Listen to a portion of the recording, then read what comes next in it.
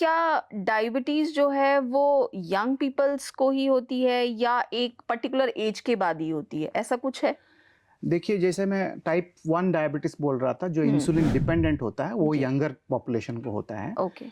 But आजकल की lifestyle इतनी बुरी है हुँ, कि आजकल तो 25-30 एज में भी होना शुरू हो हुँ, गया। अदरवाइज़ डायबिटीज़ एक 40 के बाद आने वाला हुँ, एक रोग है। हुँ, बट 25-30 में मान लीजिए किसी का वेट बहुत ज़्यादा है, हुँ, उसको मेटाबॉलिक सिंड्रोम भी बोलते हैं। ये हुँ, वेट ज़्यादा है, कोलेस्ट्रॉल ज़्यादा है और बीपी भी बढ़ा हुआ है, तो डायबिटीज़ होने के आशंका जो है वो ज़्यादा हो जाते हैं। हुँ, जो आजकल का यंग जनरेशन जो है वो एक्सरसाइज़ के बारे में बिल्कुल सोचता नहीं है। हुँ, जिम अ, के बारे में सोचता है हाँ, बस। जिम जिम भी सभी लोग नहीं इतना करते ये हैं। नहीं है, हुँ, एक्टिव फिज़िकली एक्टिव नहीं हुँ, रहते। और आजकल बच्चे भी एक ही बच्चा, 2 ही बच्चे हुँ, हैं, तो बिल्कुल। बच्चे भी क्या है हुँ, बड़े लाड-प्यार से उनको हाँ, पाला जाता है, पैम्पर्ड उनको होते हैं। पैम्पर्ड होते हैं, हुँ, खिलाते हैं।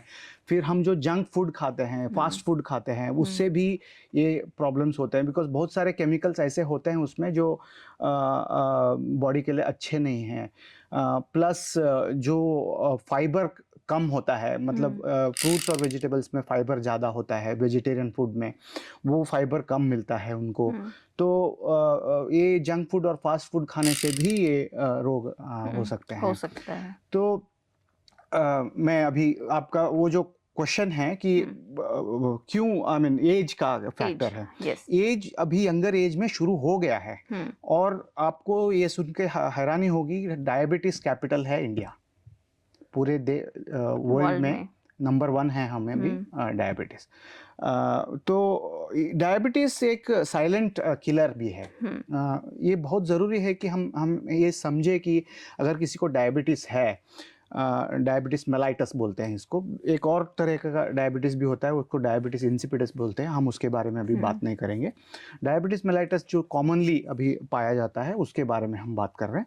तो ये जो है एक साइलेंट किलर इसलिए है क्योंकि ये various organs of the body, hmm, जैसे हार्ट पे भी अफेक्ट कर सकता है, नर्व पे भी अफेक्ट कर सकता है, मसल्स पे हुँ, भी अफेक्ट कर, जहाँ-जहाँ ब्लड पहुँचता है बॉडी में, हुँ, वहाँ सब ये अफेक्ट कर सकता है। क्योंकि इसके जो इफ़ेक्ट्स हैं वो शुगर की कंट्रोल अगर नहीं हुई तो हुँ, इफ़ेक्ट्स ईच सेल पे हो जाएगा। ओके। तो इसको कॉम्प्लिकेशंस ऑफ डायबिटीज़ में डायबिटिक हुँ, न्यूरोपैथी, हुँ, रेटिनोपैथी, आँखों के ऊपर, हर जगह पे जहाँ पे ब्लड फ्लो है, ब्लड वेसल्स को भी अफ़ेक्ट करता है। इस हुँ। वजह से डायबिटीज़ बहुत डेंजरस है।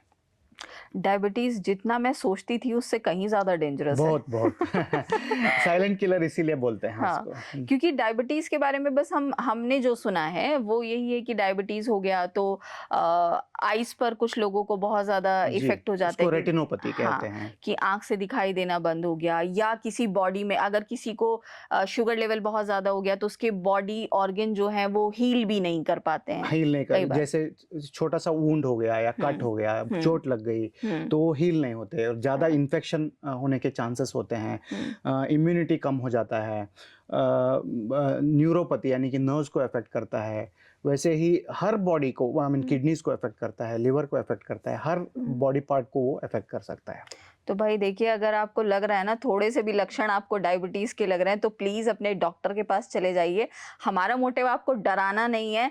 सुभारती वेलनेस की बात करता है और हम सिर्फ आपको जागरूक करना चाहते हैं ताकि आप हंसते मुस्कुराते अपनी फैमिली के बीच में प्यार से रह सकें।